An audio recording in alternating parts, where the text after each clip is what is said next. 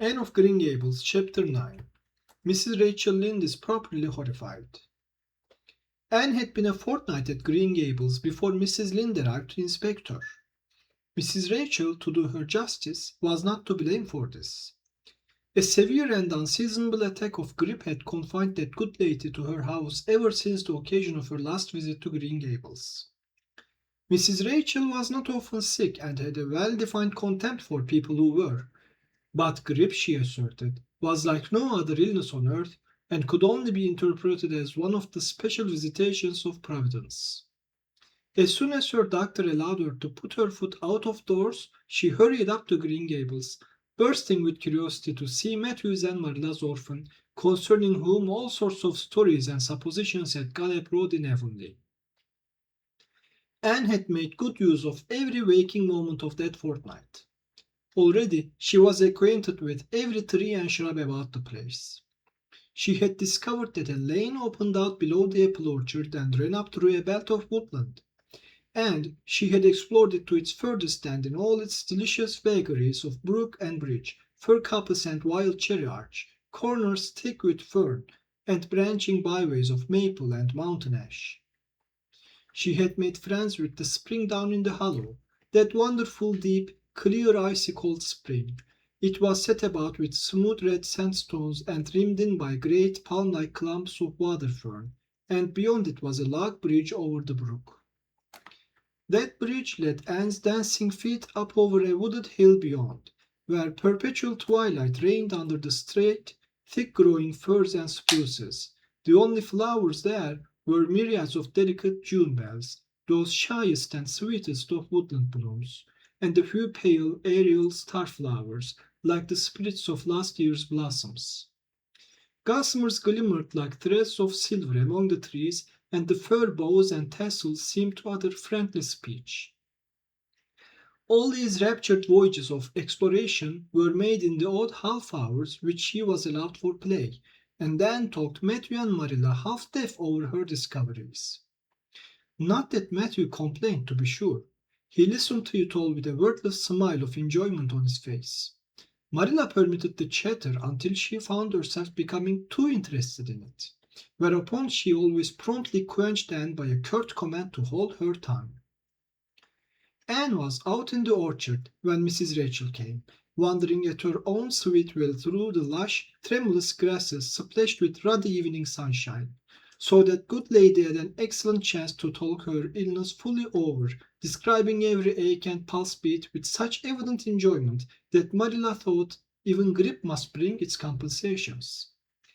When details were exhausted, Mrs. Rachel introduced the real reason of her call. "I've been hearing some surprising things about you and Matthew." "I don't suppose you are any more surprised than I am myself," said Marilla. "I'm getting over my surprise now." "It was too bad there was such a mistake," said Mrs. Rachel sympathetically. "Couldn't you have sent her back?" "I suppose we could, but we decided not to. Matthew took a fancy to her, and I must say I like her myself, although I admit she has her faults. The house seems a different place already.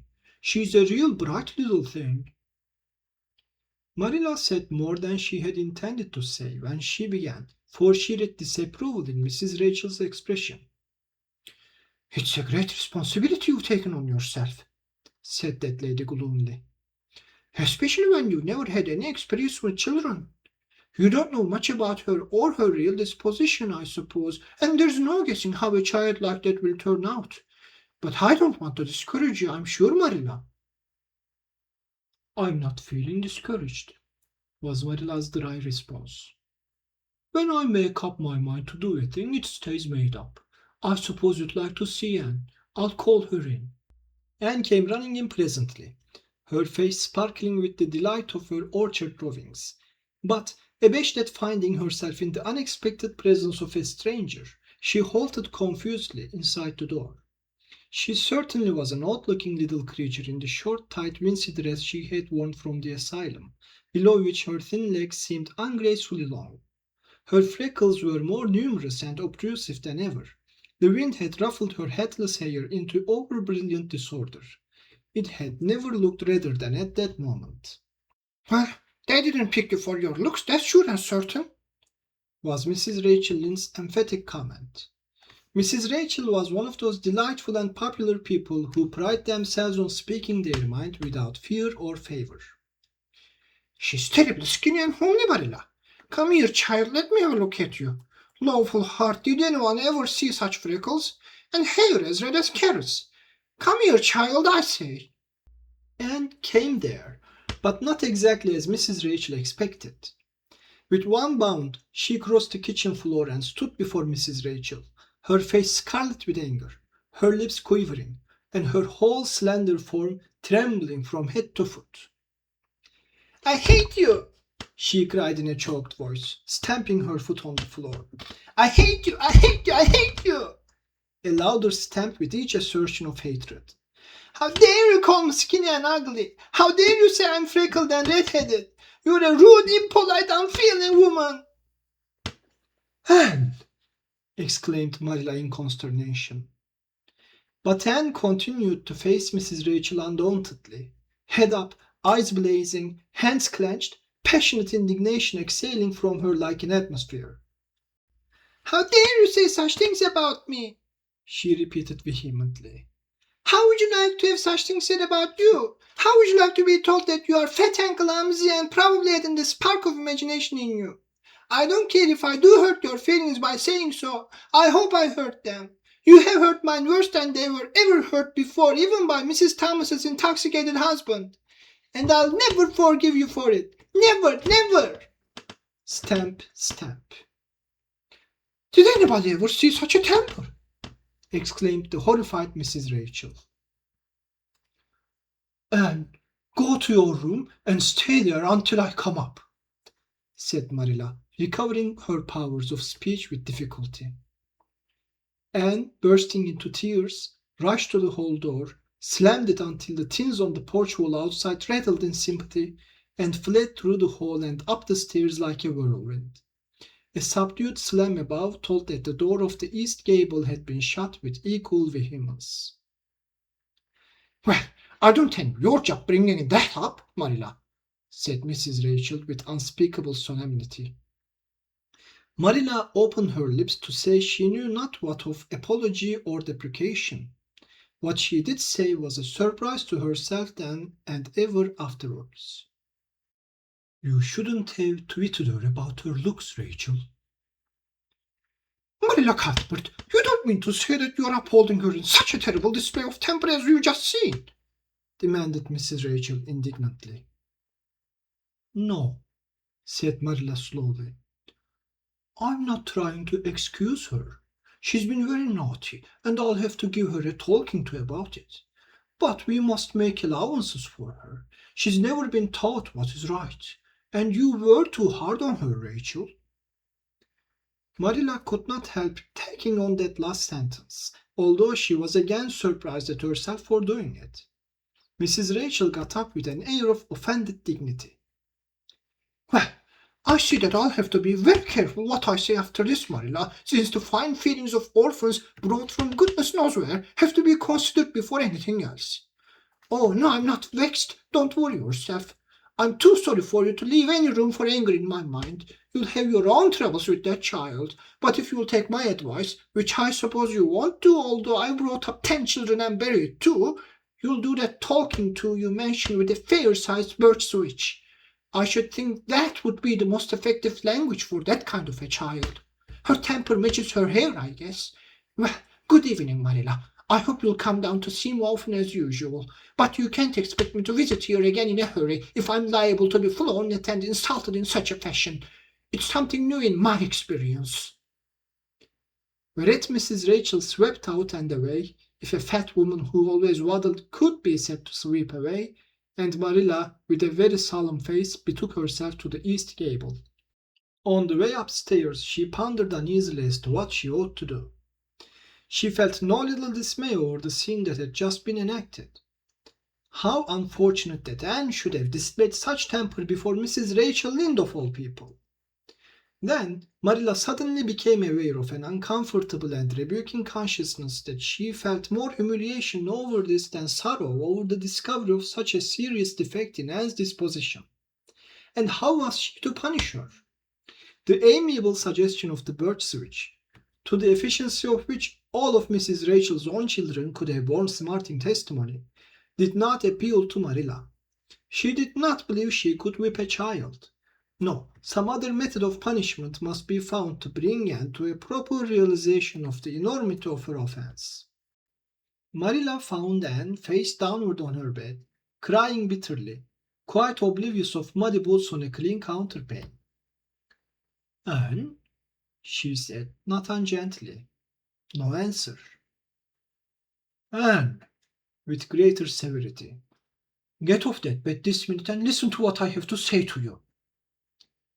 Anne squirmed off the bed and sat rigidly on a chair beside it, her face swollen and tear-stained, and her eyes fixed stubbornly on the floor.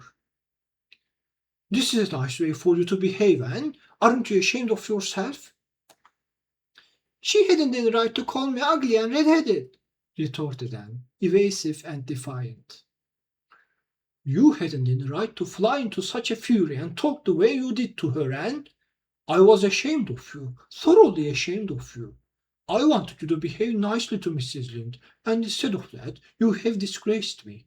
I'm sure I don't know why you should lose your temper like that just because Mrs. Lynde said you were red-haired and homely. You say it yourself often enough. Oh, but there's such a difference between saying a thing yourself and hearing other people say it, wailed Anne. You may know a thing is so, but you can't help hoping other people don't quite think it is. I suppose you think I have an awful temper, but I couldn't help it. When she said those things, something just rose right up in me and choked me. I had to fly out at her. Well, you made a fine exhibition of yourself, I must say. Mrs. Lynde will have a nice story to tell about you everywhere, and she'll tell it too. It was a dreadful thing for you to lose your temper like that, Anne.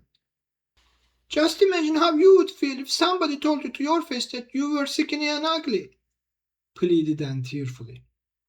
An old remembrance suddenly rose up before Marilla. She had been a very small child when she had heard one aunt say of her to another, What a pity she is such a dark, homely little thing. Marilla was every day of 50 before the sting had gone out of that memory. I don't say that I think Mrs. Lynde was exactly right in saying what she did to you, Anne, she admitted in a softer tone. Rachel is too outspoken, but that is no excuse for such behavior on your part. She was a stranger and an elderly person and my visitor. All three very good reasons why you should have been respectful to her. You were rude and saucy and... Marilla had a saving inspiration of punishment. You must go to her and tell her you are very sorry for your bad temper and ask her to forgive you. I can never do that, said Anne determinedly and darkly. You can punish me in any way you like, Marilla. You can shut me up in a dark, damp dungeon inhabited by snakes and toads and feed me only on bread and water, and I shall not complain. But I cannot ask Mrs. Lynde to forgive me. You're not in the habit of shutting people up in dark, damp dungeons, said Marilla dryly. Especially as they're rather scarce in Avonlea. But apologize to Mrs. Lynde you must and shall, and you'll stay here in your room until you can tell me you're willing to do it. I shall have to stay here forever then, said Anne mournfully, because I can't tell Mrs. Lynde I'm sorry I said those things to her. How can I? I'm not sorry. I'm sorry I vexed you, but I'm glad I told her just what I did. It was a great satisfaction. I can't say I'm sorry when I'm not, can I? I can't even imagine I'm sorry. Perhaps your imagination will be in better working order by the morning, said Marilla, rising to depart. You'll have the night to think over your conduct in and come to a better frame of mind. You said you would try to be a very good girl if we kept you at Green Gables, but I must say it hasn't seemed very much like it this evening. Leaving this party in chef to rankle in Anne's stormy bosom, Marilla descended to the kitchen, grievously troubled in mind and vexed in soul. She was as angry with herself as with Anne, because whenever she recalled Mrs. Rachel's dumbfounded countenance, her lips twitched with amusement and she felt a most reprehensible desire to laugh.